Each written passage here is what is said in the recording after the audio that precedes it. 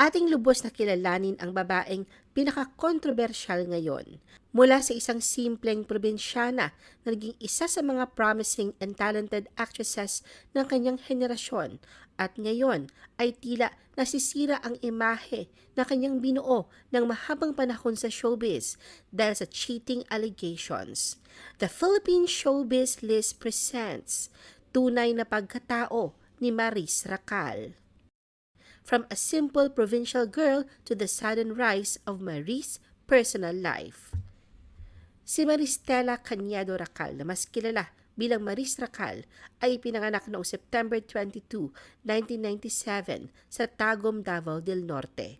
Siya ay isang singer, dancer at aktres na nagmula sa pamilyang puno ng talento. Anak siya ni Henry Racal, isang dating folk singer, at Leonie Racal.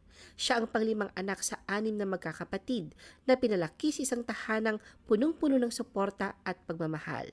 Bata pa lamang si Maris ay bakas na ang kanyang hilig sa musika at sining. Sa murang edad, natutunan niyang kumanta at maggitara sa tulong ng mga video online. Bukod sa gitara, natuto rin siya ng piano, ukulele at beatbox na nagpalawak ng kanyang kakayahan sa musika. Ang kanyang talento sa musika ay hindi lang nagmula sa likas na galing kundi sa kanyang dedikasyon na matutong mag-isa. Nagtapos si Maris ng high school sa St. Mary's College sa Tagum City. Sa eskwela, siya ang laging inaasahan sa pagkanta ng responsorial psalm sa misa at mga intermission number sa mga programa. Bago pa man siya sumikat, gumawa na siya ng mga cover song sa SoundCloud na naging daan upang marinig ang kanyang galing sa mas malawak na audience. Bagamat ipinakita ni Maris ang interes sa larangan ng medical at kumuha ng kursong medical technology sa Trinity University of Asia, napilitan siyang huminto sa pag-aaral na sa dami ng kanyang proyekto. Gayunpaman, hindi ito naging hadlang sa kanya upang abutin ang tagumpay. Ang kanyang buhay ay patunay na ang edukasyon ay mahalaga, ngunit ang talento at pagsisikap ay maaaring magdala rin ng malaking tagumpay. Noong 2014, sumali si Maris sa Pinoy Big Brother All-In na nagbigay daan sa kanya upang makilala sa buong bansa. Sa kanyang pagiging masayahin at talentado, nakamit niya ang titulong Second Big Placer. Ang karanasang ito ang nagsilbing pinto para sa kanyang karera sa industriya ng showbiz. Pagkatapos ng kanyang stint sa PBB, pumirma si Maris ng kontrata sa Star Magic. Sa pamamagitan nito, nagsimula siyang gumanap sa iba't ibang teleserye, pelikula at variety shows. Naging miyembro si Maris ng all-girl dance group na Girl Trends sa It's Showtime at ng sing and dance group na BFF5 sa ASAP.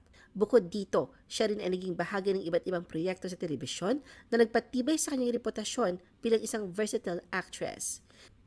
Marie's successful music career. Mula sa paglahok ni Maris sa Pinoy Big Brother All-In noong 2014, mabilis siyang umangat bilang isang singer-songwriter na nagtatagdag na natanging talento at husay sa paglikha ng musika. Noong 2014, umani ng papuri si Maris na mag-upload siya ng kanyang cover ng Thinking Out Loud ni Ed Sheeran sa kanyang official YouTube channel. Agad na nag-trend sa Twitter ang hashtag na Thinking Out Loud Cover by Maris at umani ng milyong views ang video. Noong February hanggang March 2015, sinimulan ni Maris ang serye ng video blogs na minamagatang Maris My Song For You, kung saan binigyan niya ng bagong buhay ang mga paboritong kanta ng kanyang mga fans. Tampok dito ang kanyang mga cover ng In My Life, True Colors, Firework, Yellow, Lost Stars at iba pa. April 2015 nang ilabas ni Maris ang kanyang unang single na Tanong Mo sa Bituin bilang bahagi ng compilation album na OPM Fresh. Noong 2017, naging bahagi si Maris sa drama series na Ikaw Lang Ang Iibigin at ipinamalas sa kanyang bersyon ng kantang Paano Mo Nalaman. Nagpatuloy ang kanyang paglikha ng mga orihinal na kanta. Noong February 2018, inilabas niya ang kantang Tala sa kanyang FanCon. May 2018 naman ang ilabas niya ang Ikaw Lang Sapat Na isinulat niya para kay Inigo Pascual. Noong 2019, ipinalabas ni Maris ang kanyang self-written single na Abot Langit kasama ang vocalist ng bandang River Maya na si Rico Blanco. Ang kanilang kolaborasyon ay nakatawag ng pansin at nauwi sa isang relasyon. Pagsapit ng 2020, pumirma si Maris sa Balcony Entertainment at Sony Music Philippines. Ang kanyang unang single sa ilalim ng bagong label Not For Me ay inilabas noong September 2020. Noong June 11, 2022, inilabas ni Maris sa kanyang pangalawang album na Ate Sandali. Sa kanyang kahanga-hangang karera, patuloy na ipinapakita ni Maris ang kanyang dedikasyon at pagmamahal sa musika. Maris' colorful showbiz career. Matapos ang pagpasok niya sa Pinoy Big Brother house, si Maris ay mabilis na naging isa sa mga promising talents sa kanyang henerasyon. Matapos niya may pakilala bilang bahagi ng Star Magic Circle 2014, unti-unti niya napatunayan ang kanyang kakayahan sa pag-arte at pag-awit, dahilan upang maging tanyag siya bilang isang multi-talented artist. Sa kanyang pagsisimula, bumida si Maris sa mga teleseryeng tulad ng Hawak Kamay, kung saan ipinakita niya kanyang husay bilang isang baguhang aktres. Sumunod dito ay kanyang pagganap sa mga sikat na palabas tulad ng Maala-ala Mo Kaya, Ipaglaban Mo, Oh My G at Ningning na nagbigay daan upang lalo siyang makilala sa mundo ng telebisyon.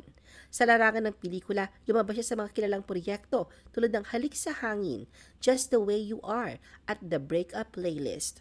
Noong June 2015, nakuha ni Maris ang kanyang kauna-unahang lead role sa pelikulang Stars vs. Me.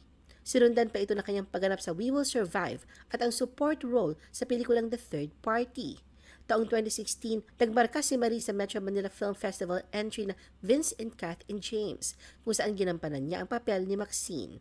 Kasunod nito, nagkaroon siya ng guest appearance sa FPJ's Ang Probinsyano at bumida sa Once Upon a Time Presents Anika Pintasera. Hindi rin siya nagpahuli sa genre ng horror at thriller sa pamamagitan ng kanyang pagganap sa pelikulang Bloody Crayons at Haunted Forest, na parehong naging bahagi ng Metro Manila Film Festival.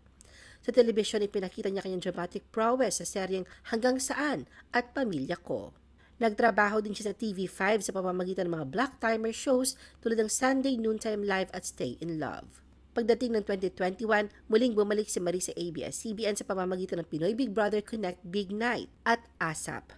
Noong 2023, ginampanan ni Maris ang papel ni Irene Chu sa Can't Buy Me Love, kung saan nabuo ang kanilang love team ni Anthony Jennings. Maris' relationships and controversies. Si Maris ay hindi lamang kinikilala dahil sa kanyang talento sa pag-arte at pagkanta, kundi pati na rin sa mga kontrobersyang bumalot sa kanyang personal na buhay na nagdulot ng kilig at intriga sa publiko. Unang nakilala si Manolo Pedrosa sa Pinoy Big Brother, kung saan una siyang na-link kay Maris. Ang kanilang samahan sa loob ng bahay ni Kuya ay naging daan para umusbong ang kanilang tambalan. Bagamat hindi ito nauwi sa relasyon, naging malapit silang magkaibigan na nagbigay inspirasyon sa kanilang mga fans. Isa pa naging kaparehan ni Maris ay si McCoy De Leon sa teleseryeng We Will Survive noong 2016. Nabuo ang tambalang Mac Chris. Nalink din si Yves Florence kay Maris matapos ang kanilang tambalan sa Hanggang Saan noong 2018. Sa kabila ng mga biruan at tukso mula sa kanilang mga kasamahan, nilinaw ni Yves na magkaibigan lamang sila ni Maris. Isa sa mga pinaka-kontrobersyal na naging katambal ni Maris ay si Inigo Pascual. Nagkaroon sila ng espesyal na relasyon na umani ng kilig mula sa kanilang fans, lalo na nang magsama sila sa pelikulang I'm Elenia L. Pabiro namang inamin ni Joshua Garcia na may paghanga siya kay Maris. Bagamat hindi naging magkasintahan, marami ang umaasang magkakaroon sila ng proyekto sa hinaharap. Ang relasyon naman ni Maris at Rico Blanco ang pinag-usapan. Nagtagal ng 5 taon ang kanilang pagmamahalan na sinimulan sa kanilang duet na Abot Langit. Gayunpaman, naghiwalay sila noong July 2024 na labis na ikinalungkot na kanilang mga fans. Inamin ni Maris na mas pinili niyang unahin ang kanyang karera, isang desisyong mahirap ngunit puno ng respeto sa isa't isa. Sa kasalukuyan, nakahanap si Maris ang bagong on-screen partner sa katauhan ni Anthony Jennings. Subalit may mga kumalat na screenshots o mano ni Maris at Anthony tungkol sa palitan nila ng mga kontrobersyal at incriminating messages na inilabas ni Jamela Villanueva, ex-girlfriend ni Anthony Jennings, kamakailan. Ang mga screenshot na inilabas ni Jamela ang preba ng di umano'y pagtataksil ni Anthony habang may relasyon pa sila. Noong December 2, 2024, ibinalita ni Maris sa kanyang ex-account. So excited to launch something today and tomorrow na patungkol sa kanyang bagong hair product endorsement. Pero natabunan ito ng launch ng mga screenshot ng cheating allegations ni Jamela laban sa kanila ni Anthony. Trending sa social media ang pangalan ni Maris at Anthony dahil sa mga resibo na inilabas ni Jamela. Masasakit ang mga salitang ipinupukol kina Maris at Anthony na nanatiling tahimik tungkol sa mabibigat na paratang sa kanila. Ginagawa rin katatawanan at pang-iinsulto ang mensahe ni Maris noon para kay Anthony na I'll touch myself na lang. Hindi lamang sina Maris at Anthony ang hot topic sa social media dahil trending din ang ex-boyfriend ni Maris na si Rico Blanco na nakakuha ng maraming simpatya mula sa netizens ngunit nanatiling tikom ang bibig.